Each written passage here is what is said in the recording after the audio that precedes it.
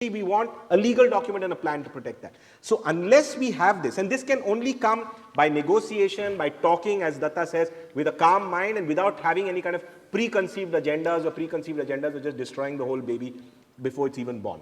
I think if we do that, the people of Goa will support it. And if we don't do it, the people of Goa will continue to push us in that direction of saying that unless, give us the environment and give us the economy. The challenge is up to us. Ralph, live up to it. Are we ready to strike the balance? Are we prepared? See, there's not the question of whether we are ready or not. We have to. Otherwise, there is no way forward. There is no way forward. Whenever there is opposition, it has to come with a solution first. Then you oppose. And it's very difficult. It's very easy. That gives you a direction. That even gives the authorities. That's how a consultative matter comes. When you come with a solution, we know what the problems are. We live here. But once they are addressed properly with the solutions, we implement the solution, and that is where your balance will come from. It is not so easy because very often two of us have three opinions. Then what happens with that? Very often it happens. It's just confusing over arguments. But if there's a direction and proper solution, this thing will happen, and it must happen. See, till today, if you go to see, in spite of some problem, Goa is still a very beautiful place. Especially when you go out and come back, you know what a beautiful place Goa is. And of course, it's not God's own country because that is the tagline of another state. But if the good Lord wants to have a vacation, he'll come to Goa. Are you hopeful that we'll be able to strike this balance? I think we'll go the way we'll always reach an equilibrium, whether we like it or not. I'm not sure whether I'm hopeful or not. I would like to see, a perfect world, but it will keep moving. Things will always reach a new equilibrium wherever we are. From one thing we'll move to the next. But what I think we should do is, instead of just pointing out the bad practice, we should also flag good practice. And there are many cases of good practice. I'll tell you about one example from a coastal area in Maharashtra. It's a small little village called Velas in the Mandangarh Taluka, tiny little village. It's in a mining area. But what these people did there, they saw a few turtles coming ashore. And there's this one person called Bau Kaddare who said, we can make money out of this rather than you're just going out to Mumbai doing other things. So he actually had this turtle festival where every year there are a certain number of people, a large number of tourists who actually come to see the turtles, thereby putting a lot of money into the village, and that they are really strict about what they want on their beaches.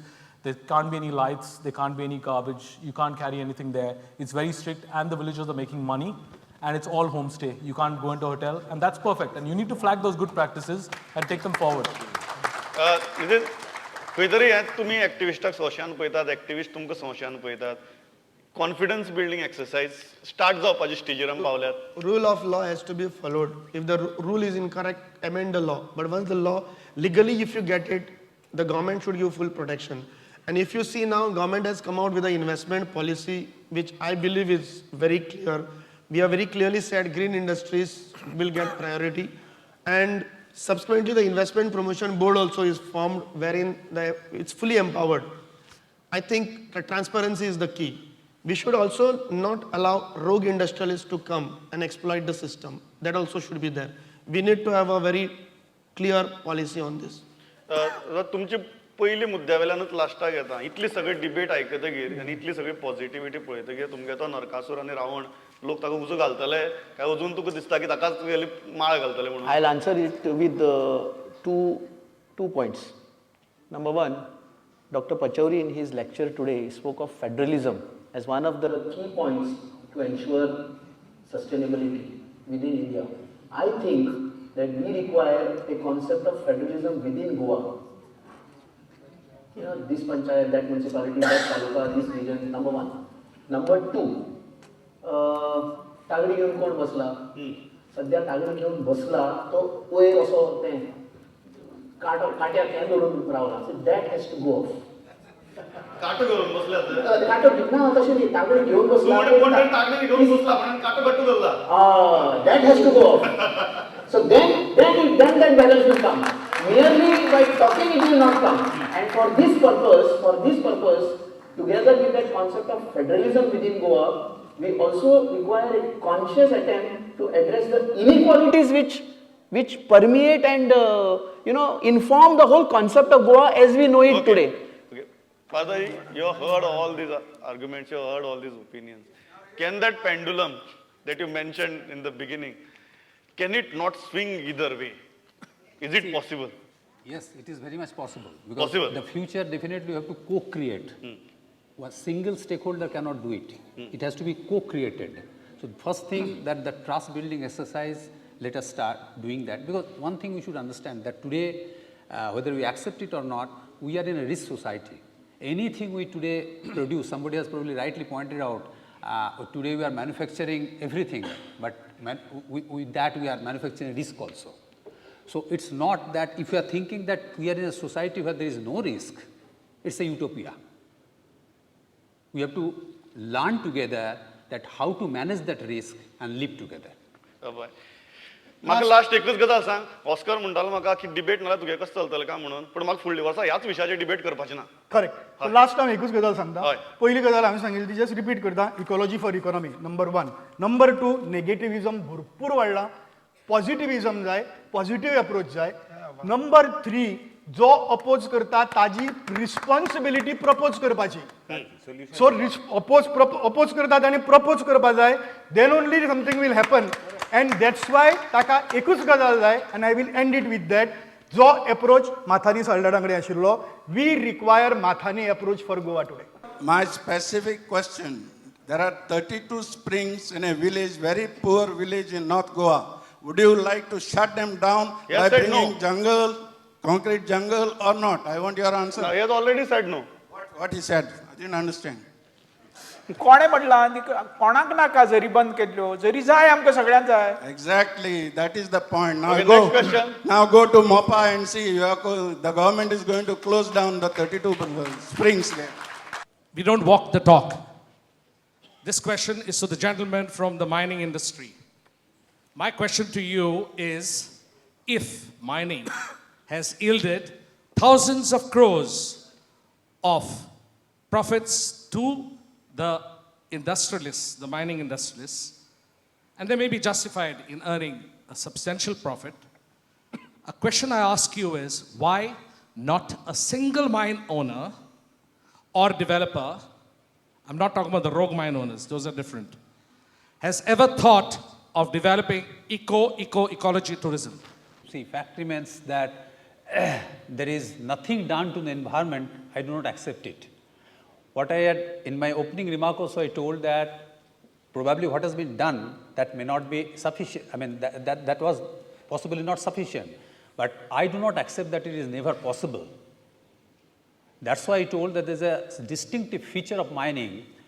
When you compare to the other sectors, mining is the only sector where probably you have the opportunity to recreate the biodiversity to its original form, even to go beyond that and create a net positive biodiversity. You've answered. Databab, what would you think would be wrong if the government had to decide and say, okay, every real estate developer, by all means, can go ahead and develop, but for every X number of units that cost 70,000, 80,000 rupees more per square meter, please 10% or 20% of your total portfolio with proper infrastructure, develop units around villages without disturbing the FSI component, etc., which is affordable housing, where the government can acquire land for the purpose of affordable housing. We have given this proposal to the government Let the of government get affordable it. housing, and we are expecting the positive Thank you very much. response from Thank you, them. sir. And the last question is to Dr. Oscar. Doctor, in the last 5 years, it's becoming impossible for a Goan to think of living if he falls sick. I feel so sorry when I go to all the hospitals, including the hospitals where you practice, because I know that the people who are less privileged than I am, they rather say, okay, we better die.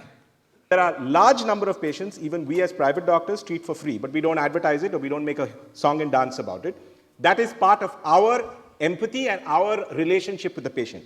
But to just label the entire healthcare industry as being exploitative, you may have a point on that. But the point is that the largest sector, which is non-functional in this state as well as in the country, is the government health sector, which is free of cost.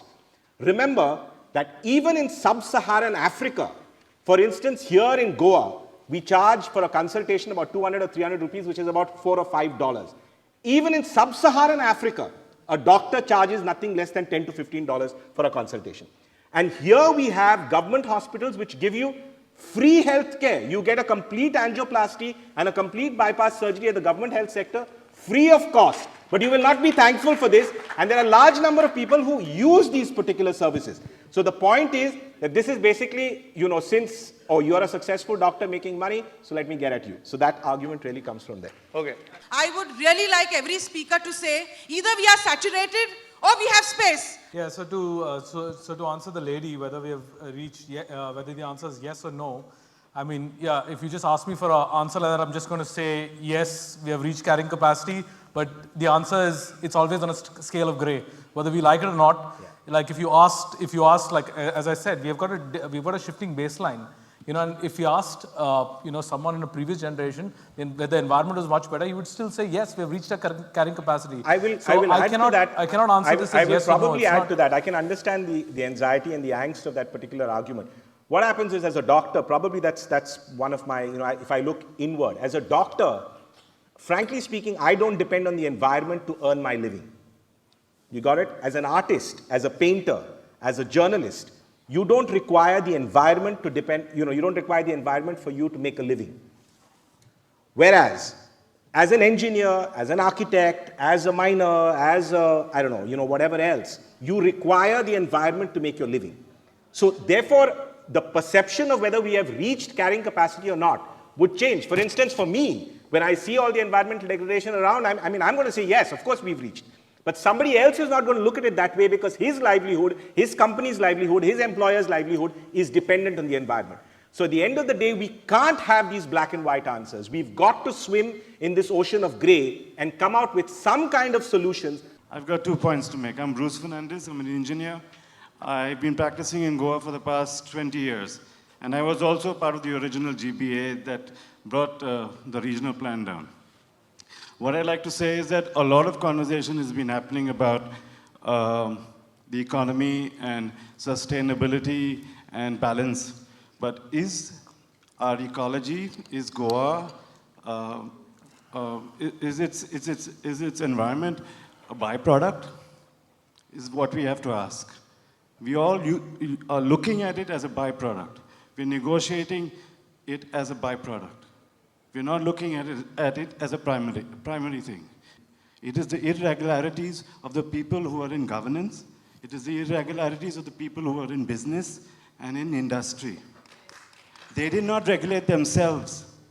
It was us who stood up and found flaws in that very first regional plan and brought 10,000 people onto Azad Maidan. Okay. It was that brought the activists. That is a point that I have been making right from the beginning. Okay. That we are an inequality-based system and we are only perpetuating inequalities in the name of development. No, what I think what Bruce is trying to say is that industry and realty and hospitality would be much better off and would be probably seen in a positive light if they would self-regulate rather than regulate at the point at the barrel of a gun. Between 2003 and 2010, the amount of mining went from 14 million tons per annum to 54 million tons per annum. And I'm putting it to you that during those years, you made a semantic error. That wasn't mining, that was plundering. This is a right time and a right notaचेर आमी हांगा थांबतात. तुमी सगळे जाण आयले आणि इतली बरें म्हाका दिसता पॉझिटिव्हली एंड जाला. ज्या पॉझिटिव्हिटीचेर आमी येतात त्या पॉझिटिव्हिटीचेर हांगा एंड जाला आणि सगळे सेक्टर्स हांगा आसात.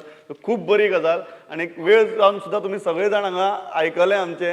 सो वेळ जाला. हांव चड आनी लांबयना, इतल्याचेर थांबता. Thanks a lot. Good night.